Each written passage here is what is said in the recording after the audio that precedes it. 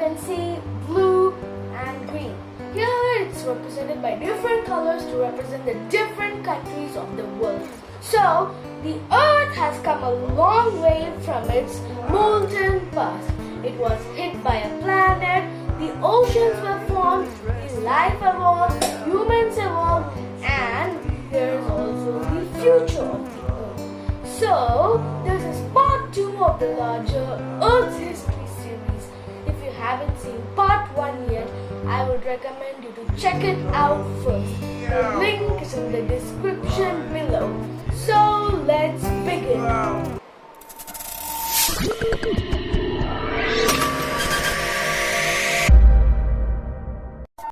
So, we have already discussed about Theia in part 1. In this episode, we will discuss from the cooling of the earth till how the life forms were formed. Over time, the earth cooled, causing the formation of a solid crust and allowing liquid water on the surface. In June 2023, scientists reported evidence that the planet Earth may have formed in just 3 million years, much faster than the 10 to 100 million years thought earlier. The Hadean Eon represents the time before a reliable fossil record of life. It began with the formation of the planet and ended 4 billion years ago.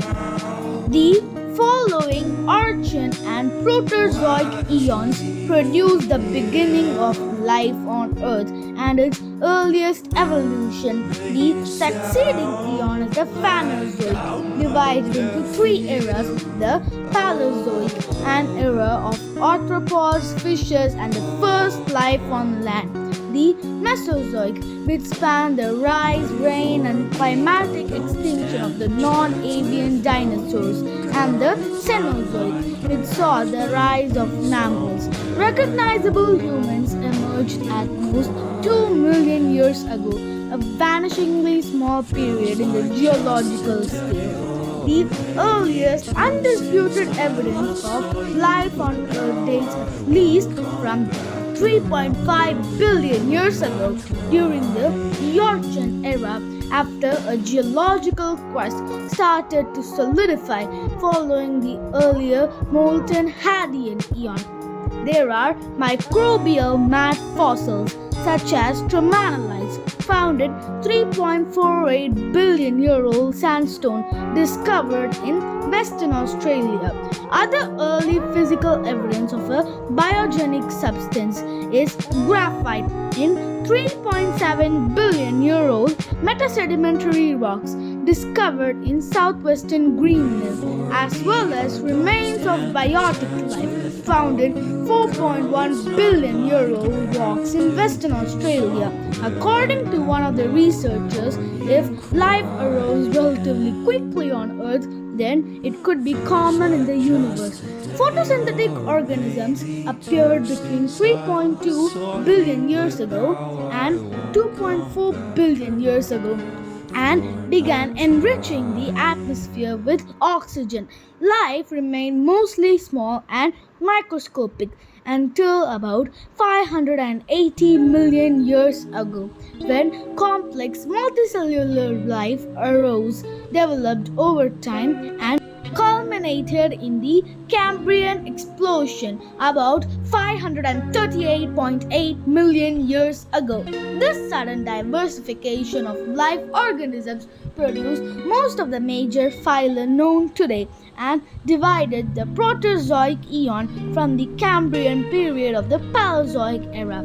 It is estimated that 99% of all the species that ever lived on Earth, over 5 billion, have gone extinct. Estimates on the number of Earth's current species range from 10 million to 14 million, of which about 1.2 million are documented, but over 86% have not been described. The Earth's crust has constantly changed since its formation, as has life since its ever appearance. Species continue to evolve. taking on new forms, splitting into daughter species, or going extinct. In the face of ever changing physical environments, the process of plate tectonics continue to shape the Earth's continents and oceans and the life they harbor. Okay, now it is time for the intermission.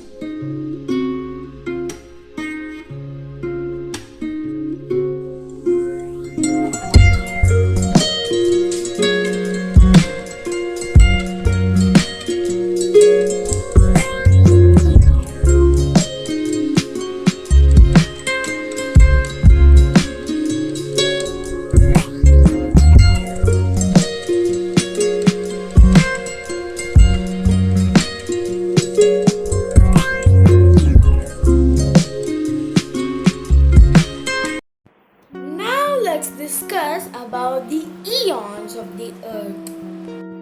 The first eon is the Archean eon. Prokaryote life, the first form of life, emerges at the very beginning of this eon in a process known as abiogenesis. The continents of Ur, Valbara, and Kenorland may have existed around this time. The atmosphere is composed of volcanic and greenhouse gases. Let's now discuss about the Proterozoic eon. The name of this eon means early life. Eukaryotes, a more complex form of life, emerged, including some form of multicellular organisms. Bacteria began producing oxygen, shaping the third and the current of Earth's atmospheres. Plants, later animals, and possibly earlier forms of fungi form around this time. The early and late phases of this eon may have undergone snowball Earth periods in which all of the planets suffered below zero temperatures. The early continents of Columbia, Rodinia, and Pannotia, in that order, may have existed in this eon. This is the Phanerozoic eon. Complex life, including vertebrates, began to dominate the Earth's ocean in a process known as the Cambrian explosion. Pangaea forms and later dissolves into Laurasia and Gondwana, which in turn dissolve into the current continents. Gradually, life expands to land and familiar forms of plants, animals, and fungi begin appearing, including annelids, insects, and reptiles. Hence, the eon's name, which means visible life. Several mass extinctions occur, among which birds, the descendants of the non-avian dinosaurs, and more recently mammals emerge. Modern animals, including humans, evolved at the most recent phases of this eon.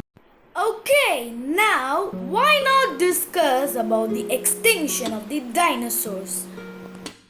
65 million years ago, an asteroid hit the Earth at the Yucatan Peninsula in Mexico, causing a mass extinction, the extinction of the dinosaurs. The asteroid or the meteorite hit the Earth at such an enormous speed and force that it sent off dust throughout the world, covering the entire Earth, causing the mass extinction of what we now call the dinosaurs.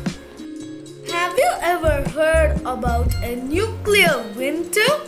You know, when after a nuclear war, it causes a very cold winter due to the fog blocking the sun. It can lead to crop failures and even extinctions. The same thing happened during the extinction of the dinosaurs, but much worse. The entire sky was filled with smoke, and the dinosaurs could not get enough food and they could not even get enough air to breathe. So, all the dinosaurs died.